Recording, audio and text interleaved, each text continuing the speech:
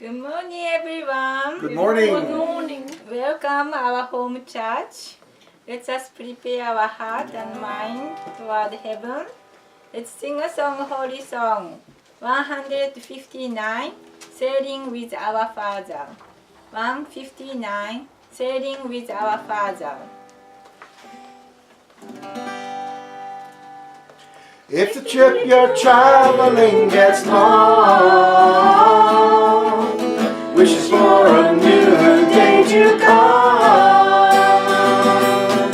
When the sun rises in the morning, we'll set sail and move on.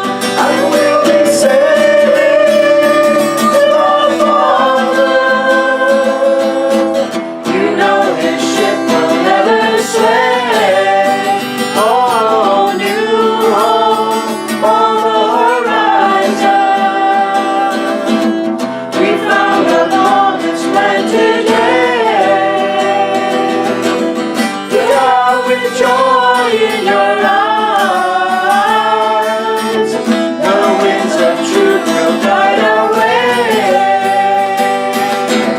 Leaving behind the raging sea, on waves of love we'll sail away. And we'll be sailing with our Father. You know His ship will never sway. Oh, new home on the horizon. We found the promised land today. Darkness it always turns to light. The promised land is inside. He is our guiding star by night, and in the day our bright sunlight. And we'll be sailing with our Father. You know His ship will never sway.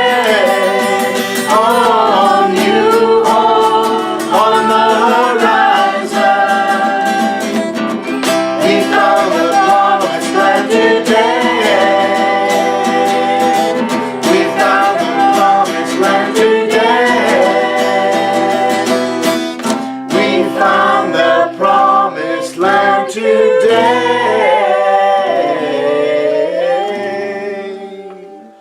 Thank you. Next song is number 2, Grace of the Holy Garden.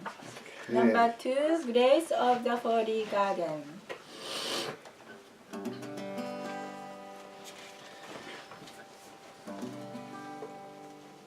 Grace filling me with golden light, measureless blessing divine. God gives eternal life to me, perfect rejoicing is mine. Glorious the song ringing in my heart, for my Father above. Faithfully again, offering to Him triumph and glorious love.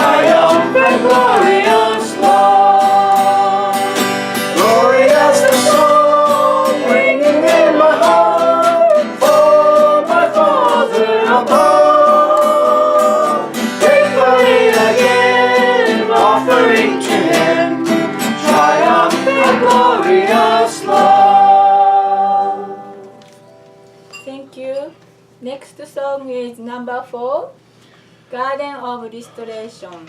Number 4, Garden of Restoration.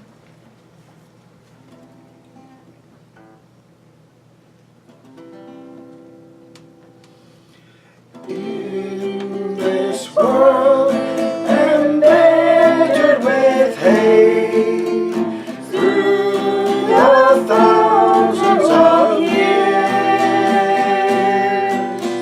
Father was searching to find one triumphant heart.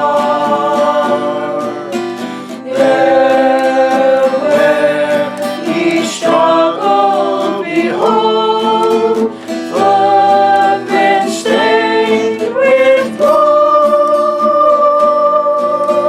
Such love is given to us in his providence. Such love is given to us in his providence.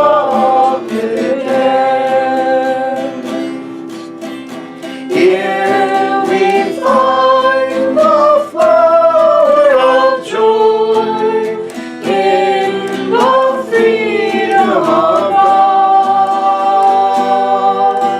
His garden blesses the world with the blooming of hope.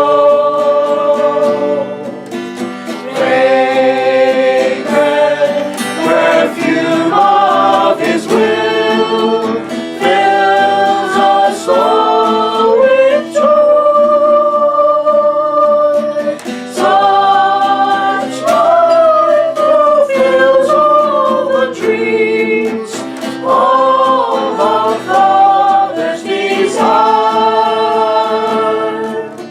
Such life fulfills all the dreams of a father's desire. Fresh bouquets of happiness grow, gently tossed in the breeze. Our home eternal and true is a haven of joy. Here in such beauty divine, we shall always live. Such is the gift of the Lord, Father's heavenly land. Such is the gift of the Lord, Father's heavenly land. God's eternal providence is a kingdom on earth. On earth he wanted to see his true garden in bloom, filled with perfume of the heart, spread his glorious joy. Such is the glory to come, crowning all of the world. Such is the glory to come, crowning all of the world. Thank you. Let's just stand up and greet Heavenly Parent, God, and two parents.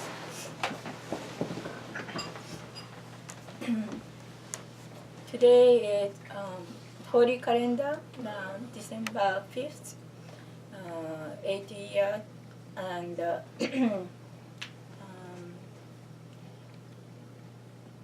January 21st, 2018.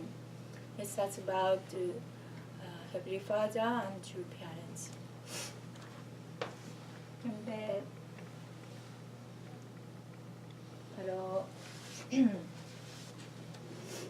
join me prayer.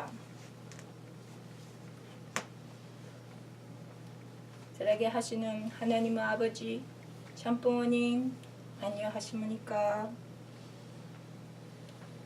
Most precious Heavenly Father, true parents, good morning, and all three kingship, good morning.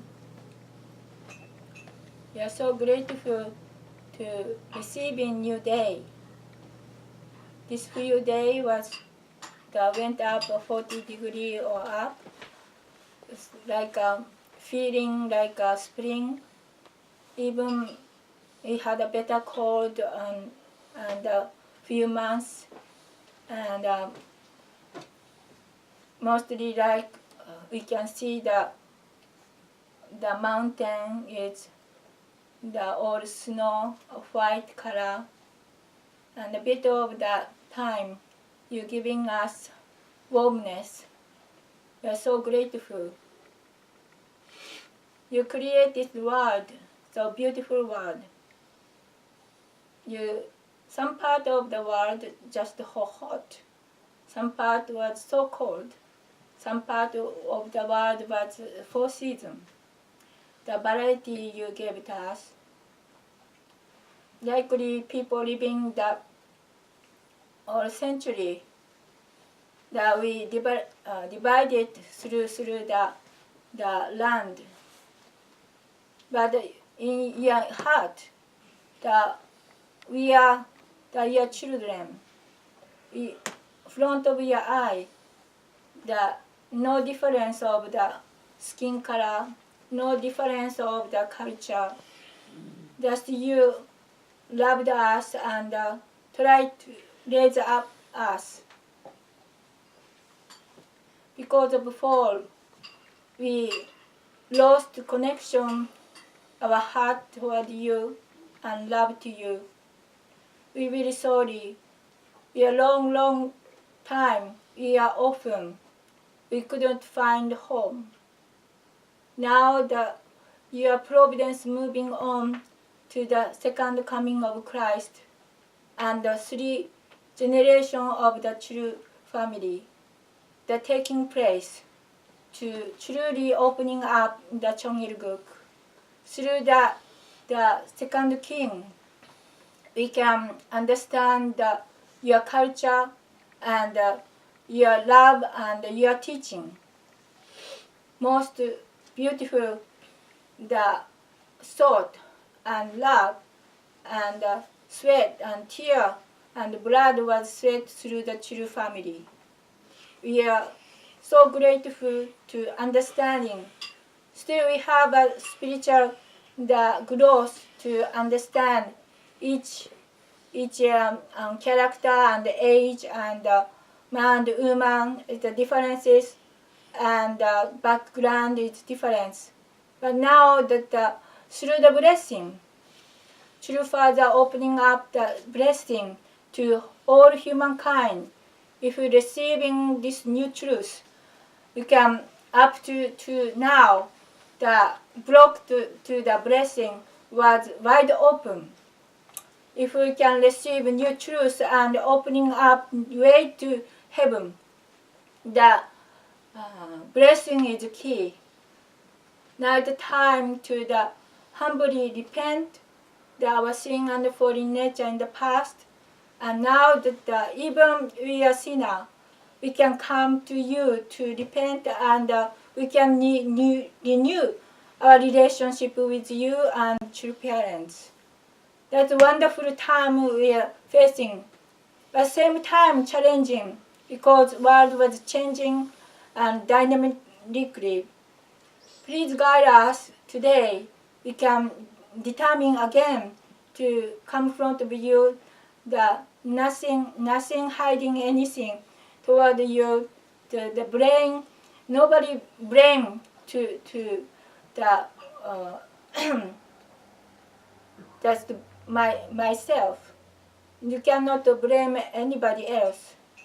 If I'm not understanding or not doing well, we have to coming out take responsibility to guide us, to love you, love true parents, and love neighbor, love each other. Through that, wide open the way for you, Heavenly Parents, God. We are so grateful. Please guide this time toward you and toward the Messiah, toward your word. We want to believe and practice and become wise men and women, to be proud of your children. Please bless this time. Please guide our pastor can share your heart through his word, and we can the hint of the word we can face with every day of life. Please bless this time. Thank you very much. I report in the name of Raman and Tamik Montanaro, blessed central family. Aju. Amen. Thank you. Please seated everybody. Welcome our pastor. Thank you.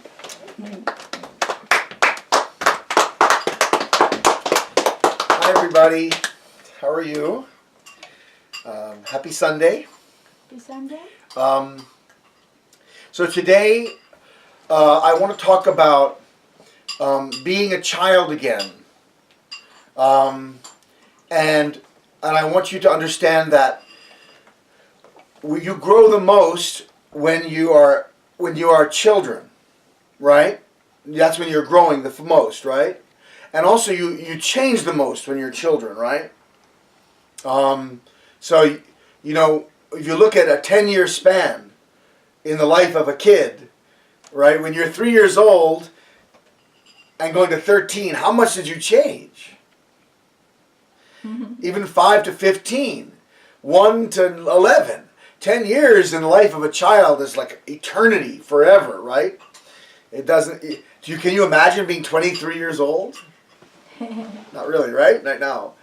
And can you imagine being 21? You're saying yes. What I want to talk about is this, that we change so much when we're children. Also mentally, like emotionally, like kids are open and excited about every day. Actually, they say, studies have shown that it's better to start high school later and start elementary school earlier. Most school districts are still following the old tradition where the little kids go after the middle school and the middle school kids go after the high school kids. So usually high schools in America started around 7:15 or 7:30. And then the middle school maybe at 8 or 8:15, and then the little kids, you know, the elementary school is, you know, about 9 o'clock. But they've shown that little kids have no problem getting up early. And I've seen that with you guys. You guys are the first ones awake. You know, you jump up and you're running around the house and stuff. And the older kids are like, ah, like this, you know. And it's true because actually little kids have enormous energy and also they want to grow. If you look at a plant, the percentage change in size of a plant, meaning a plant will double in size, like a corn plant, right? In a very short time when it's young. But once it's fully grown, it only gets a little bit bigger every time. So, in a spiritual life, when do we grow? What does growth mean in a spiritual life? It means that we are willing to change. When I joined the Unification movement, I was 20 years old.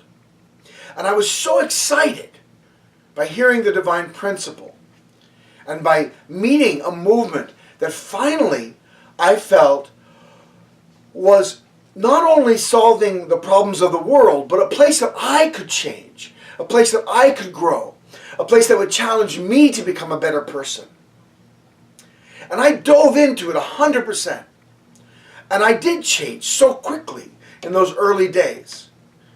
You know, I think like a little plant shooting up. But then you get comfortable. You start to realize certain patterns and you get into certain ways of life. And also your growth is got to be more deep. And sometimes you just can't be all excited all the time. And you're thinking about things and you're reflecting, and sometimes you have to change deep things that don't want to change, and you're struggling with yourself. So you don't have the excitement anymore. You lose that excitement. I want us to try to find that excitement again. My sermon today is be a child again. Every day. Start your day with excitement and enthusiasm and inspiration. Okay? Start your day with a real energy. Now, I want to read some things to us, to everybody, from the Bible, from Jesus' life, and from Father's life. And you'll see that Jesus and Father went through great torture. They were miserable. I mean, externally, and all the disciples too. They were all tortured and suffered because of their faith in God. But they kept an incredible spirit of inspiration. How?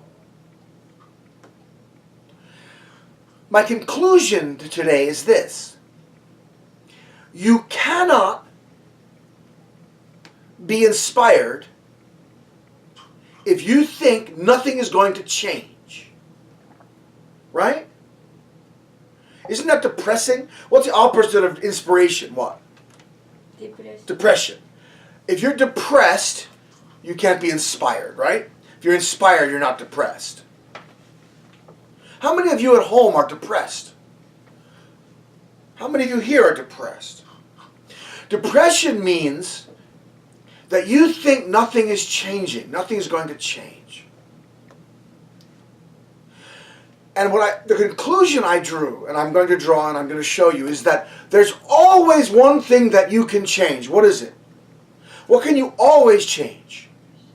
Yes, sir. You can change yourself.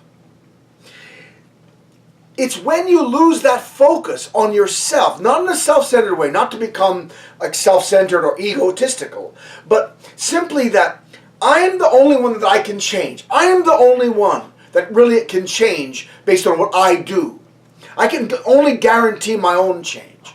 I can't guarantee anybody else to change. You guys fight with each other all the time because you want the other person to change. You guys fight because you want the other person to change. Any fight with my children, because they want the other person to change. It's like in Couples Retreat, Vince Vaughn, great line. He says, let's stop accusing each other. Let's stop blaming each other. You're a problem. You're a real problem, he says. In the same sentence. Blaming John Favreau's character. But, so yeah, it's easy to say, you're a problem. You're a real problem, and then blame everybody else, right? But it's not true. They may be a problem. Yes, everybody is a problem. It's true. Yes, you can look around you and you can easily see you're a problem. You're a real problem, But actually, you can't change people that way. And people put up their defenses when they feel attacked, right? If someone feels attacked, they put up their defenses, they become more stubborn, they don't change. In fact, the opposite, they stay the same. When people feel attacked, they stay the same. They don't change. So the only person I can change is myself. And I can change myself. I can change. Like almost prayer this morning. We can be renewed. We can change. And let's look at the lives of these great men and saints and messiahs. Let's look at the life of the messiahs and of their disciples. And see how they treated that sense of changing yourself. Father, by the way, wrote the words to the last two songs we sang, Grace of the Holy Garden and Garden of Restoration. And they're so beautiful. And if you have a chance to go back and listen to the music again, listen to the words of those two songs. He's filled with hope. Grace filling me with golden light. Measureless blessing divine. God gives eternal life to me. Perfect rejoicing is mine. You've chosen me to do your will. Thankful I vow to be true. I'm pledging in my heart of hearts, Father, my life is for you. He wrote these words when he finally discovered the divine principle fully.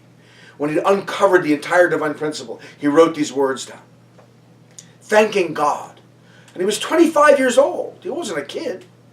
And he'd been tortured by the Japanese. And he'd been tortured by people. And he'd been rejected. And he'd gone through hell.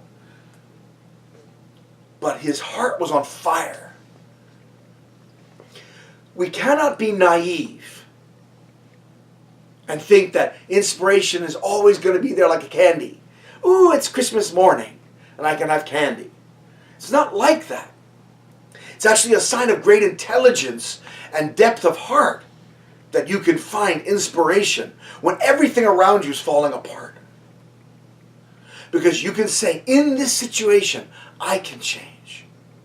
In fact, the worse the situation is, the more quickly I can change. If I'm comfortable and everything's happy, you think I'm going to change?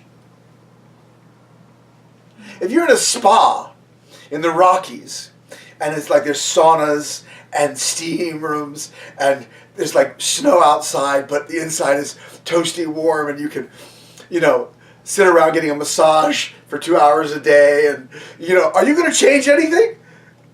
If you're in a spa and you can go skiing and you can be resting, and be massaged every day and have perfect food, smoked salmon and all these delicious foods, are you going to change anything? If you're comfortable, you don't want to change. It's when you're most miserable, that's when you can change the most easily. So let's read now, first from the Bible.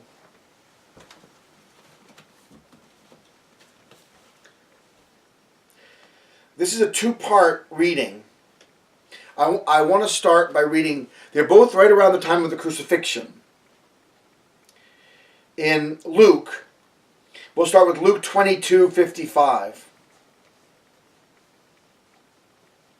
Jesus has just been arrested.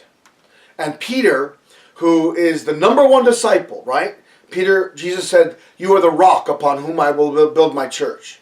His real name was Simon, but he gave the name Simon Peter.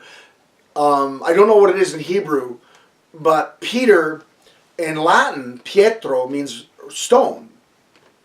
So the word rock, you are the rock upon whom I build my church, Peter was given as that meaning.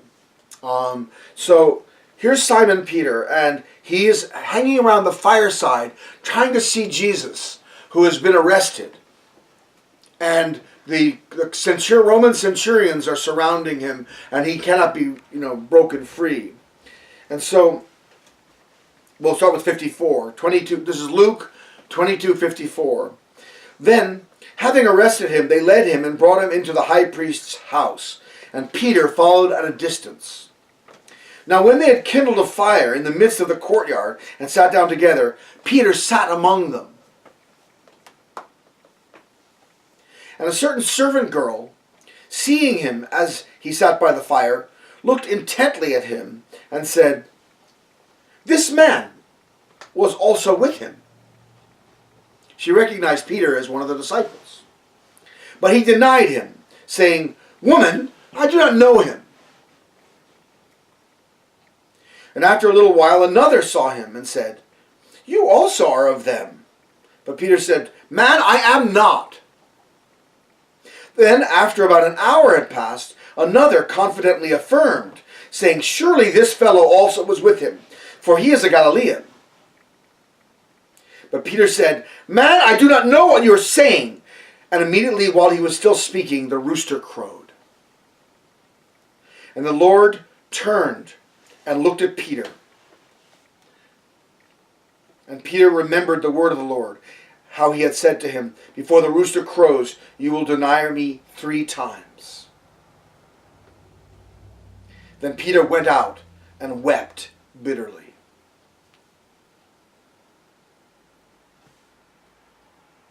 Now the men who had held Jesus mocked him and beat him. Let me just say this. Just like in American law, by Jewish law, had Jesus had even one person by his side testifying on his behalf, it's possible that the crucifixion could have been avoided. And Jesus told Peter, "You will deny me 3 times," not to make a prophecy that he must deny him 3 times, but to warn him. Satan, he said, in fact, he even said it. He said, Satan has asked for you. He wants to sift you like wheat. You know how you put whole wheat in a sieve and you shake it, and the white flour comes out, and the bran and the grain and the germ stay inside. You can sift wheat. He says, Satan has asked for you. He wants to sift you like wheat in a sieve. But I have prayed for you. He wanted him not to fail. He was warning him. Unless you think that it was God's will that Peter deny him. Now we go in John.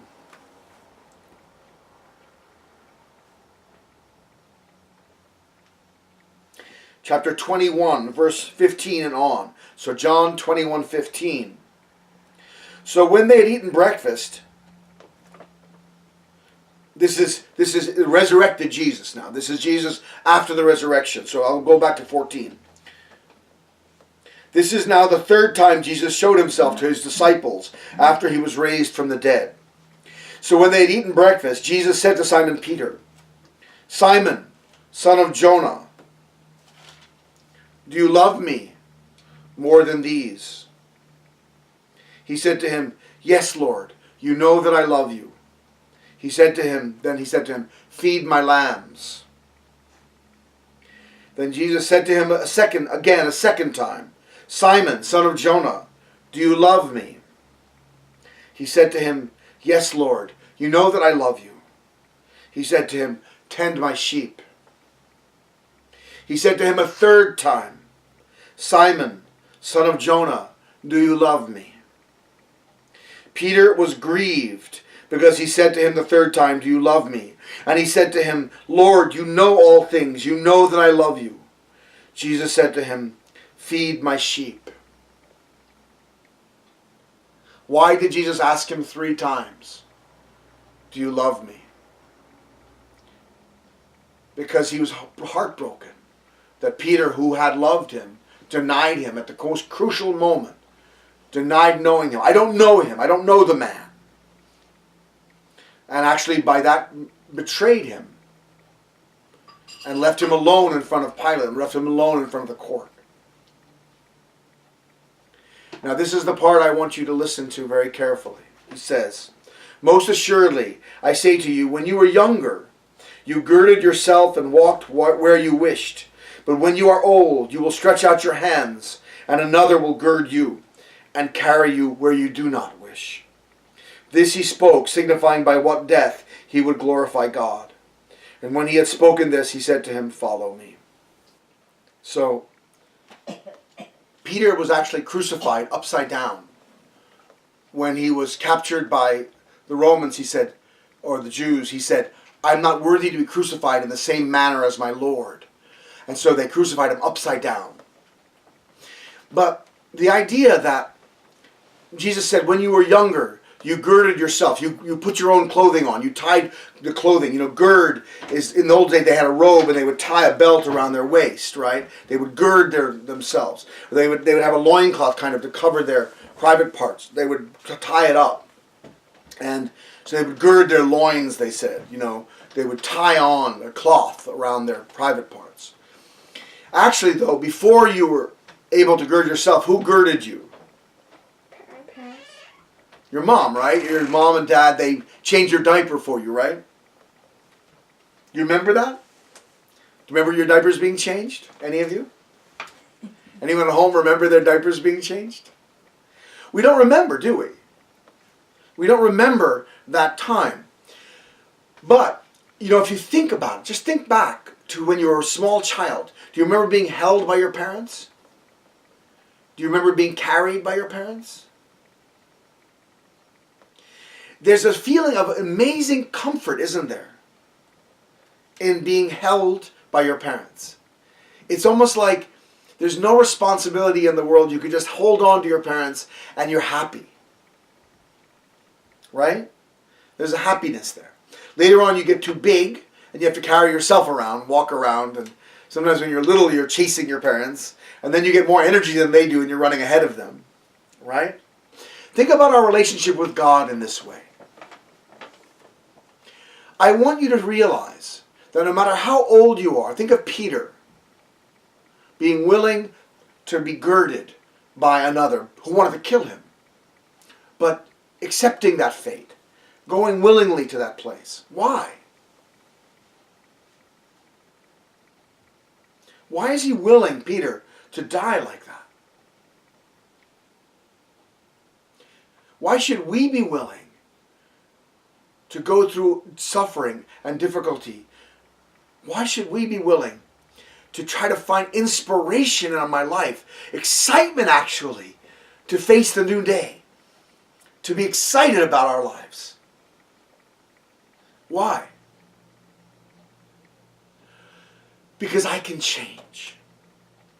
And Peter wanted to change. He loved Jesus, and he knew that he'd hurt Jesus, and he wanted to live his life after that to serve Jesus and to live for the sake of Jesus. And if his death could somehow inspire others, if he could inspire Jesus and maybe even pay back a little bit of the love that he got from Jesus, he was happy.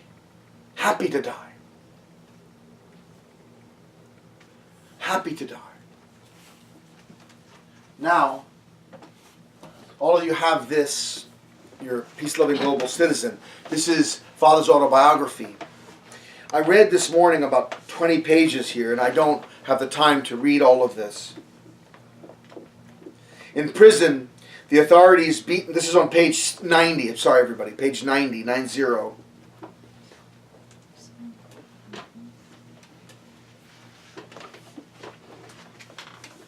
In prison, the authorities beat me endlessly. At the top of the page, the first full paragraph.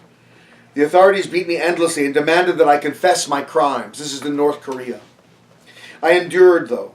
Even as I was vomiting blood and seemed on the verge of death, I never let myself lose consciousness. Sometimes the pain would be so great, I would bend over at the waist. Without thinking, I found myself praying, God, save me. In the next moment, though, I caught myself and prayed with confidence, God, don't worry about me. Sun Myung Moon is not dead yet. I won't let myself die in such a miserable way as this.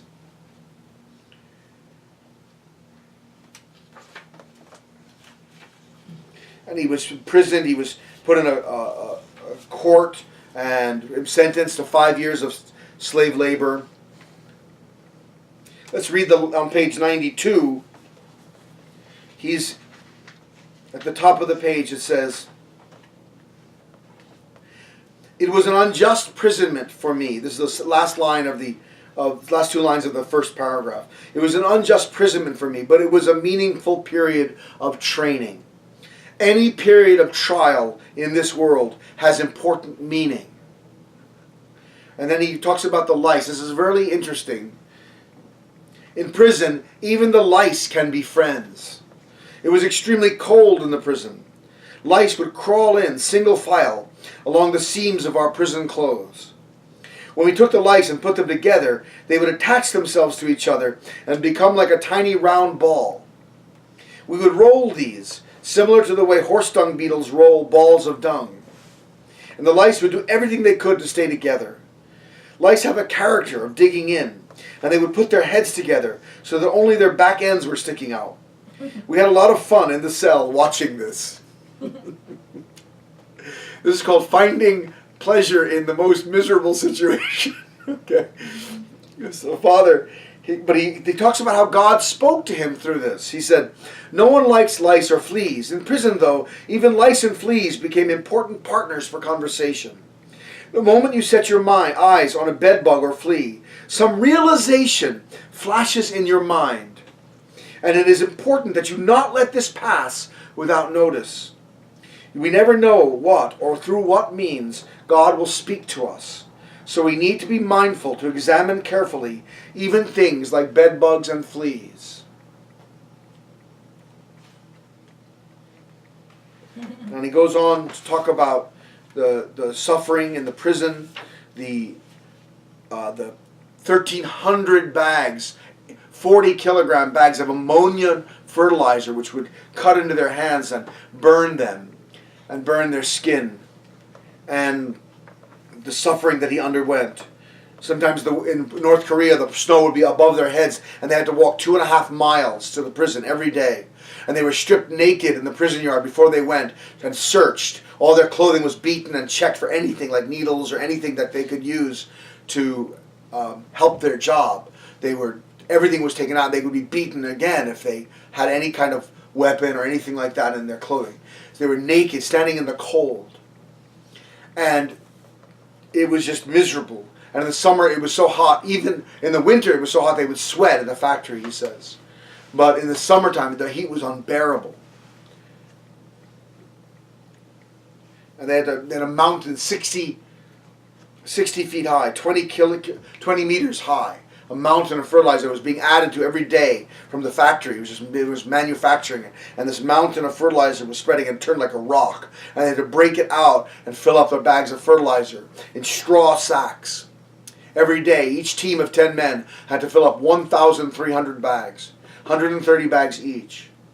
But they did it in different roles, one person breaking it free, one person filling them. Father always took the hardest role, which was picking up the heavy bags, weighing them, and putting them onto the train. He did 1,300 bags every day. He was awarded the Best Prisoner of the Year award by the communists.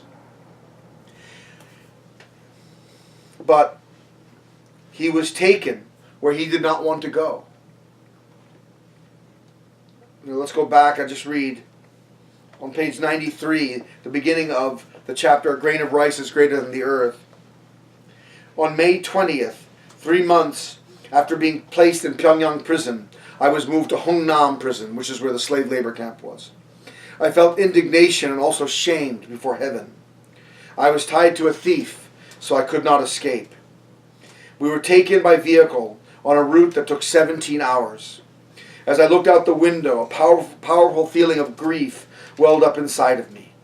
It seemed incredible to me that I would have to travel this winding road along rivers and through valleys as a prisoner. So again, like Peter, like Jesus, he was taken where he did not want to go. In our lives, we want to be in control, but we have to go through suffering sometimes because my nature is still fallen.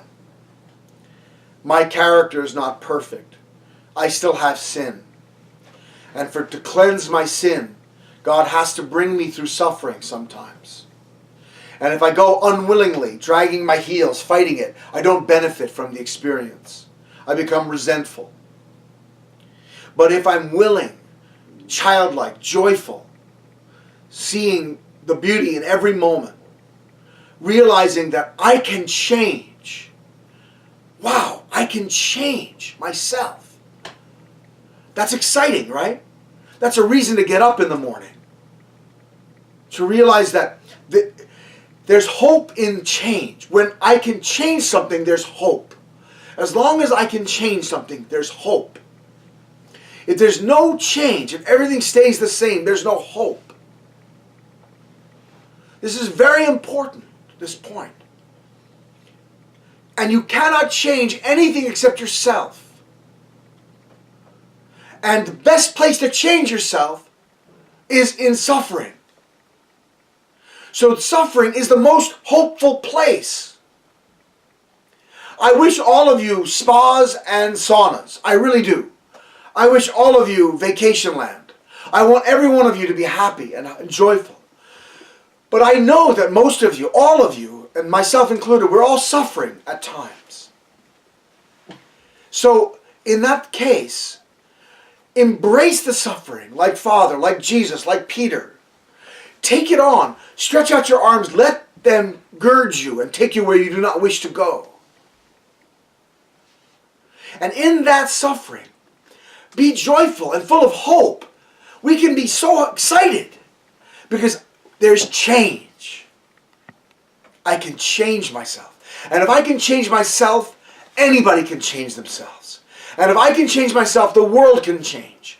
And my inspiration, my joyfulness in the midst of suffering will become an inspiration to others. Just as Father's story and Peter's story and Jesus' story have become an inspiration to millions of people around the world, my suffering, my willingness to change can become an inspiration to others. And if you really want to change the world, the best way to do it is to inspire people. Inspire them to change. And the best way to inspire them is to be inspired yourself and to change yourself. And the best place to do that is in suffering, is in a difficult situation. So please, be excited about your life. Be inspired to wake up every morning. Be inspired because today I'm going to change myself a little bit. I'm going to be inspired, and my inspiration is going to make me a different person. And even if it's not true, it's true. Because if you believe that your inspiration is enough to change yourself, and you live your whole life like that, inspired every day to get up, inspired to live your life for the sake of others, inspired to give inspiration to others, then didn't you change yourself? Isn't that a different person than the one that you don't like, than the one that you're not so proud of? Then you did change. In other words, it's enough to believe that you can change yourself, and to really believe it, and to know it, and to be inspired, and to work hard to change yourself. That's enough to actually change yourself. That is change. That is changing yourself. So there is hope. There is hope to change myself. And if I can change, anyone can. And if I change myself, my inspiration at changing, at the change I see in myself, can be infectious and help other people to be inspired and help them to change. As Jesus said, I came to cast fire upon the earth, and I wish that it were already kindled. He wasn't an arsonist. He wanted to inspire people with his own inspiration. Please, let us make the world the kingdom of God. But start with yourself. Change yourself. Be inspired every day. Be willing to stretch your hands out and be taken where you do not wish to go. In that difficult place, in that suffering place, you will find love, you will find truth, you will find your true self, and you can change yourself. So, please join me in prayer.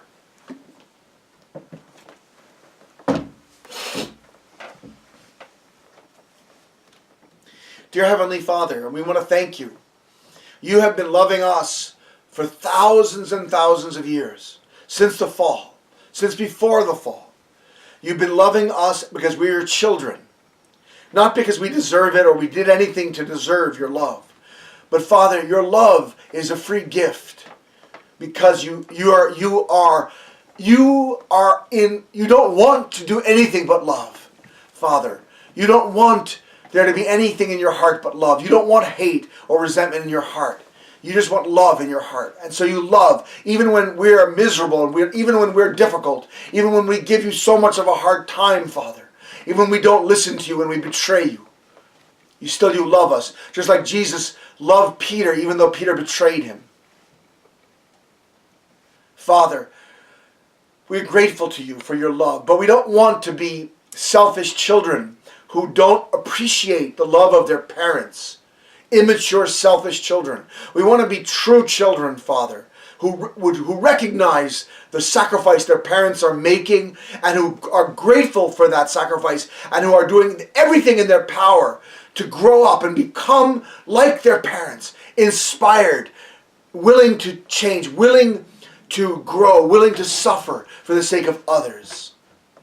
Father, I thank you for this day. For once again, you inspire us. You give us words. You give us truth. Thank you so much, Father. I pray that our inspiration can infect even you, that you can be inspired by our lives. I thank you so much. And I ask your blessing on this day, and we offer this report in the name of Raman and Tamiko Montanaro Blessed Central Family, 축복 중심 가정, 라만과 타미고 못하는 이름으로 보고드립니다. 아주 아멘.